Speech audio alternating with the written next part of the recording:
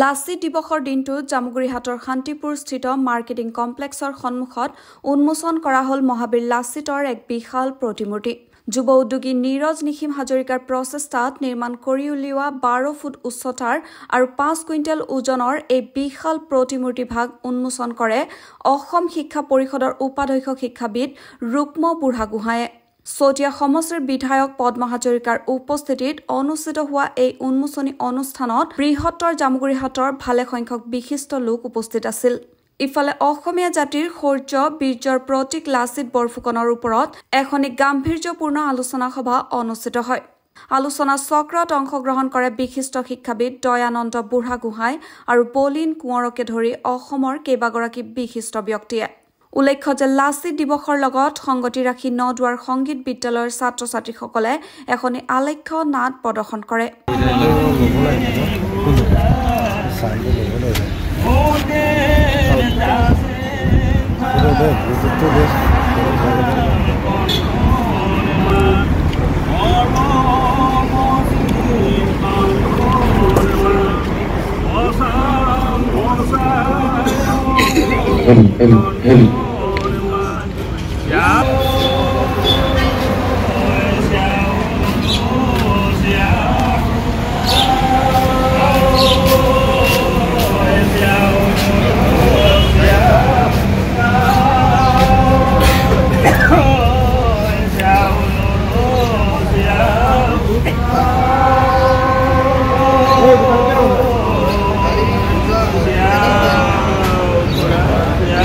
নদুৱাৰবাসী যুৱ প্ৰজন্মৰ বহুদিনীয়া সপোন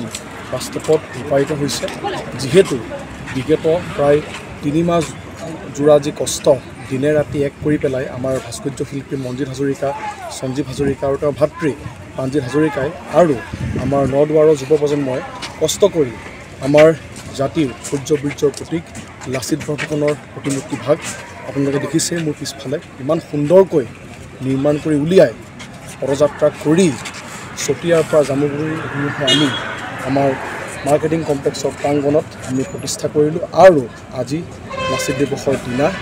এই পবিত্ৰ দিনটিত আমি আনুষ্ঠানিকভাৱে ৰুক্ম গোহাঁই বৰুৱা ডাঙৰীয়া হাতেৰে আমি উন্মোচন কৰিলোঁ। গতিকে ইয়াতকৈ সুখৰ কথা আমাৰ যুৱ প্ৰজন্মৰ বাবে একো হ'ব নোৱাৰে আৰু মই ভাবোঁ আজিৰ পৰা নদুৱা অঞ্চলৰ যুৱ প্ৰজন্মৰ বৃহত্তৰ অসমৰ যুৱ প্ৰজন্মই এক নতুন সাহস পাব, এক নতুন চিন্তা কৰিবলৈ আৰু আমাৰ বীৰ যোদ্ধাগৰাকীৰ লাচিত বৰফুকনৰ যি কৰ্মস্পৃহা, দেশপ্ৰেম, কৰ্মনিষ্ঠা তাক অনুকৰণ কৰি নিজৰ কৰ্মত প্ৰয়োগ কৰি নিজৰ ক্ষেত্ৰত উজলিবলৈ সক্ষম হ'ব। আজি আমাৰ কাৰণে বৰ আনন্দৰ দিন। লাচিত দিৱসৰ এই পবিত্ৰ দিনটোতে আমাৰ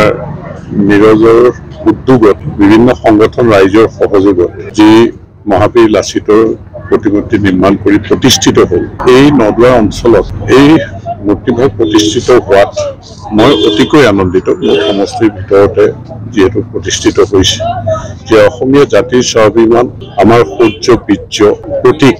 লাচিত বৰফুকন। আৰু লাচিত বৰফুকনক আচলতে আমি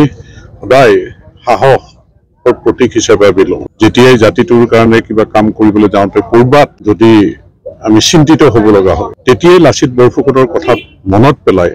আমি এক আত্মবিশ্বাসৰে সাহসৰে পদক্ষেপ আগবঢ়াই গৈ, গতিকে সেই মহাবীৰ লাচিতৰ প্ৰতিমূৰ্তি আমি সদায় দেখি থকাকৈ প্ৰতিষ্ঠিত হোৱাটো মই এগৰাকী অসম মাতৃৰ সন্তান হিচাপে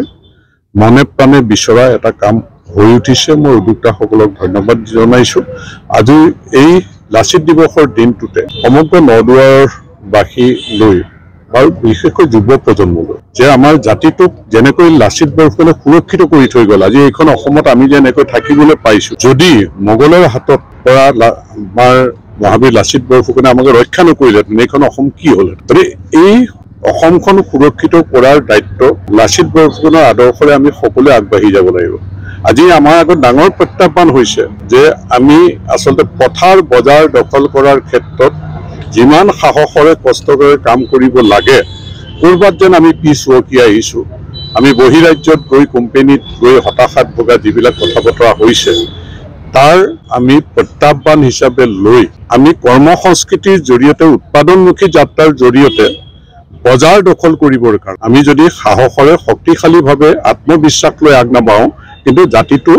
আমি কাৰোবাৰ হঠাৎ হয়তো নিশেষ হৈ গতিকে মই যুৱ প্ৰজন্মলৈ এইটোৱে আহ্বান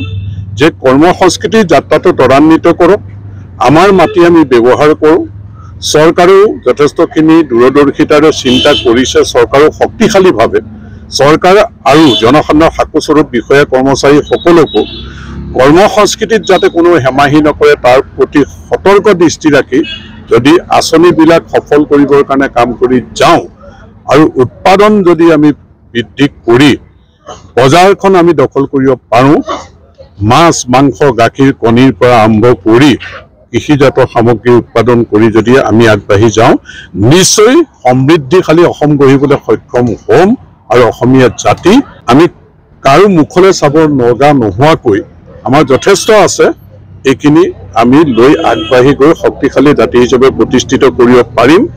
নহ'লে কৈছেই উদাকান্ত ডক্টৰ ভূপেন হাজৰিকাই যে কৈছে আমি অসমীয়া যে লক্ষীনাথ বেজবৰুৱাই কৈছিলে যে আমি অসমীয়া কিহৰ দুখীয়া সকলো আছিল আছে নুবুলো নলওঁ গম ভূপেন হাজৰিকাই কৈছে যে আমি অসমীয়া নহওঁ দুখীয়া বুলি সান্তনা লভিলে নহ'ব আজিৰ অসমীয়াই নিজক নিচিনিলে অসম যে ৰসাতলৈ যাব গতিকে আমি যাতে ৰসাতলৈ যাব লগা নহয় আজি